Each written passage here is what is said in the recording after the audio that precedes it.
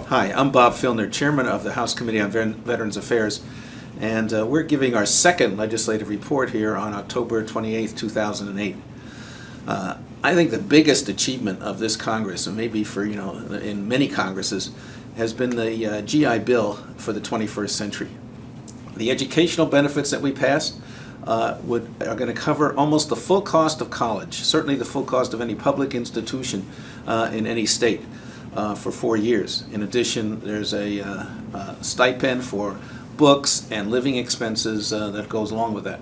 That should start in the next school year. This would be for any active duty troops who were in active duty after 2001.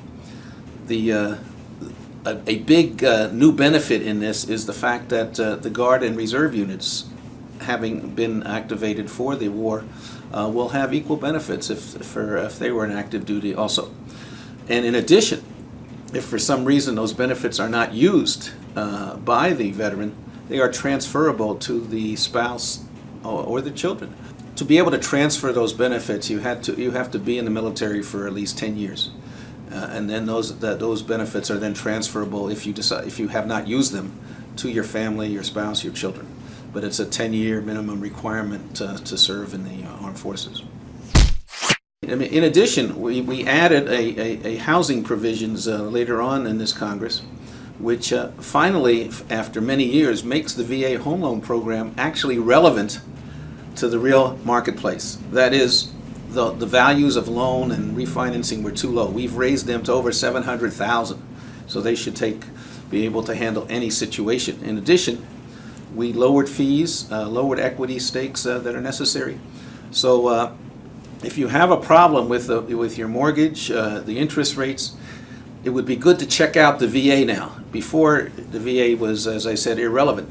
Now, the VA can help veterans with not only an original home loan, but refinancing. And those fees and equity requirements are been way reduced. So it's a good thing to try out.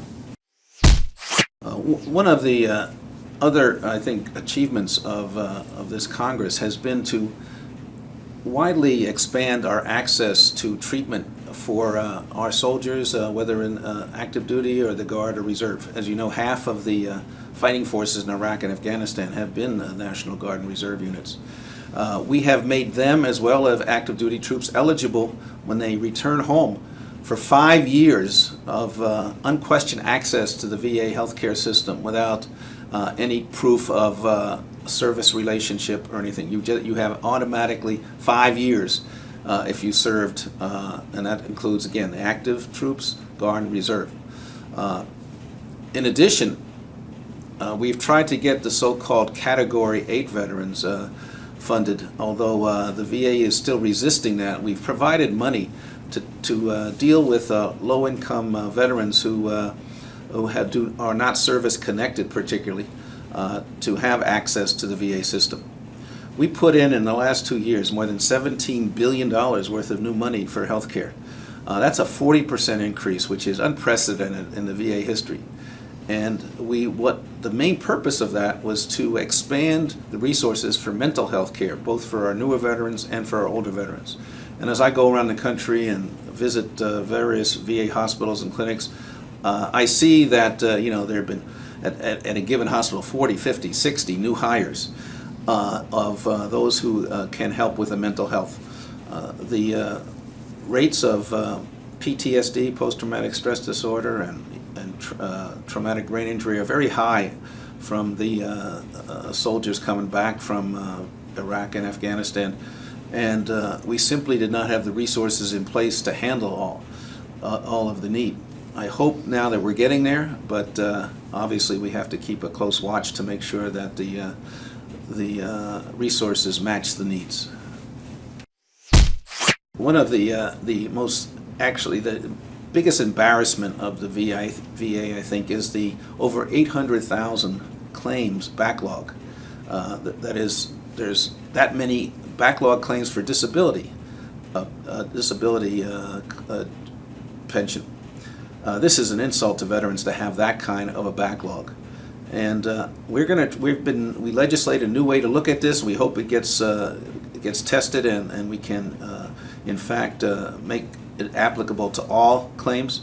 That is to assume that if you submitted a claim with the help of a certified veteran service officer, we will accept the claim subject to audit, much as the IRS works with your refund check. If you have a refund coming from your tax return, you will get your refund check in 3 weeks, subject to audit. Well, why can't our disability system work the same way? If it's submitted with the help of a service officer who knows what to do, we should send out start sending out the checks subject to audit. Then I don't care if the VA takes as many years as it wants to settle it. If it turns out it's a lower level of disability than we actually started giving it, we won't take away any money, but we want to start getting that check immediately. In addition, Vietnam vets have been fighting for Agent Orange disability for decades. It's about time that we gave those Vietnam vets some relief.